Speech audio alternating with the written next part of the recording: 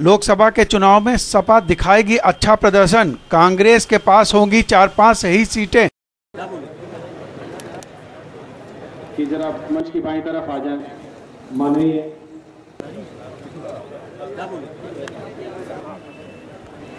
माननीय हम अपने बार काउंसिल जाएगा की आवाज हम लोग कि जरा मंच की बाईं तरफ आ जाए। माननीय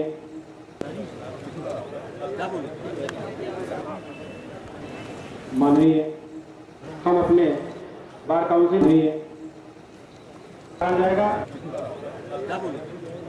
की आवाज हम लोग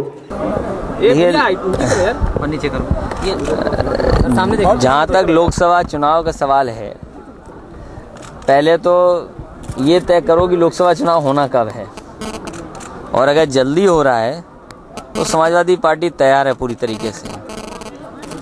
और जिस तरह से जनता ने विधानसभा के चुनाव में समाजवादी पार्टी की नीतियों को, कार्यक्रमों को जो समर्थन दिया था, उसका आकलन अगर करें और सरकार के बाद जो फैसले लिए हैं, कोई वर्ग नहीं जिसके बीच में समाजवादी पार्टी ने अपने कार्यक्रम न पहुंचा दिए हों।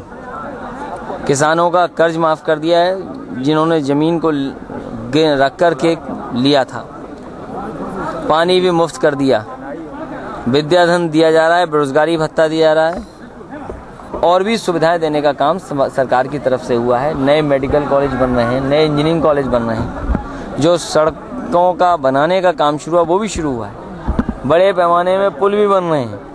तो ये जनता जरूर आकलन करेगी कि जिस सरकार को समाजवादी पार्टी ने हटाया वो लोग, और केंद्र की सरकार कांग्रेस पार्टी जब तुलना करेगी कि कांग्रेस पार्टी की नीतियों से और समाजवादी पार्टी की नीतियों से और कार्यक्रमों से, मुझे पूरा भरोसा है कि जिस तरीके से उत्तर प्रदेश में विधानसभा के चुनाव में समर्थन समाजवादी पार्टी को मिला था, आने वाले लोकसभा चुनाव में भी बड़ी संख्या में समाजवादी पार्टी की सीटें जीतेंगी। जो गिनती 4, 5, 6, 8, 10 जिनके विधानसभा के रिजल्ट 5000 से नीचे आए हैं, वो दल जरूर 4, 5, 6, 8 पे रह जाएगा। और वो दल का आकलन आप कर लेना कि जिस दल का 5000 से कम वोट आया है, उसी पार्टी की संख्या इतनी होने जा रही है। हम समाजवादी लोग दो तरह की बातें नहीं करते हैं। समाजवादी पार्टी का जो फैसला है वो फैसला कहेगी पार्टी। ये दूसरी पार्टियां करती हैं, ये नेता के विचार हैं, ये पार्टी के विचार हैं। अच्छा, लोग नेताजी नहीं हो गए हैं सभा के लोग, ये पहली बार तो सुना नहीं होगा आपने, ये तो कई बार की बातें हो चुकी हैं। अच्छा मोदी जी, आपकी पार्टी कह रही है कि नवंबर में चुनाव हो जाएंगे लोकसभा के, क्या आधार है आपके कहने का?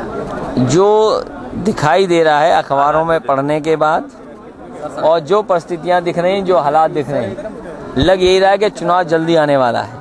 और अगर चुनाव जल्दी आने वाला है, जैसा अभी सवाल किया था कि चुनाव आने वाला है, 4 सीटें पार्टी जीतेगी, तो मैंने कहा कि विधानसभा के चुनाव में जिस दल को 5000 से कम ज़्यादा वोट मिले हैं, विधानसभा की संख्याओं में गिन लो, अगर ज़्यादा विधानसभाएं ऐसी हैं जिनमें 5000 से कम वोट मिला, उनकी संख्या जरूर इतनी रहेगी। नेताजी राष्ट्रीय पार्टी मानती है, नेताजी राष्ट्रीय पार्टी मानती है कि बगैर गठबंधन के सरकार नहीं चल सकती। ऐसी स्थिति में क्या यूपीए के बाद एनडीए का भी ऑप्शन है क्या? देखिए, समाजवादी पार्टी हमेशा समाजवादी विचारधारा के पक्ष में रही है और सेकुलर गवर्नमेंट बनाने के पक्षधर रही है। समाजवादी पार्टी संकेत क्या देना चाह रही है इससे? समाजवादी पार्टी सेकुलर पक्ष की पार्टी है। जो दल सेकुलर मुद्दों को लेकर के आगे चलेगी, उसी के पक्ष में समाजवादी पार्टी रहेगी। अखिलेश जी एक सवाल, मैंने आपसे कहा कि समाजवादी पार्टी सेकुलर पार्टी है, और ऐसे दल जो सांप्रदायिक ताकतों को आगे करते हैं, उनके पक्ष में कभी पार्टी नहीं हो सकती। एक सवाल ये, कानून व्यवस्था के नाम पर मीडिया से क्यों नाराज हो रहे हैं? कह रहे हैं कि सीबीआई से सपा के नेता डरे हुए हैं, इसलिए कोई निर्णय नहीं पा रहे हैं, अपना विश्वास खो बैठे हैं। देखिए, समाजवादी पार्टी किसी से डरी हुई नहीं है, न सीबीआई से न किसी से। जहाँ तक जांच और तमाम बातें हैं, कोर्ट भी देख रहा है, जो इनकम टैक्स डिपार्टमेंट है वो भी देख रहा है, हमारे कागज, हमारे तथ्य, हमारी जो चीजें सीधी सादी जो भी हैं सामने रख देंगे, उसके बाद अपने आप निर्णय होगा। लेकिन देखने को यही मिला है, जो कांग्रेस पार्टी से लड़ता है उसी के खिलाफ सीबीआई काम कर रही है। तो ये तो रहेगा। अब ये आकलन आप करो, ये आकलन आपको करना चाहिए। लेकिन कहीं ना कहीं ये दिखाई दे रहा है देश के सामने, देश के लोग भी जानते हैं कि जो कांग्रेस पार्टी से लड़ता है उसी के खिलाफ सीबीआई की कार्रवाई होती है। आपको यूपीए का समर्थन आपको जारी रहेगा? हम लोगों ने कहा कि जब तक सांप्रदायिक ताकतें खत्म न हो जाएं, सांप्रदायिक ताकतों को रोकने के लिए यूपीए का समर्थन समाजवादी पार्टी का है। सर, क्या कांग्रेस ने ममता बनर्जी को और उधर से दो जो ये किस दल कर लिया, इसलिए बेनी प्रसाद को छोड़ दिया? किस दल को किसने स्वागत किया, इसके बारे में कोई टिप्पणी नहीं कर सकते। अच्छा, मुख्यमंत्री जी, बेनी प्रसाद को मंत्रिमंडल से हटाने की मांग आपकी पार्टी ने छोड़ दी? कुंभ के लिए आपका भी धन्यवाद, क्योंकि आपका सहयोग मिला।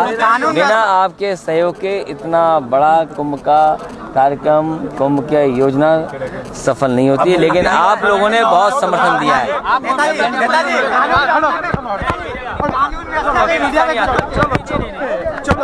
ठीक है, ओके।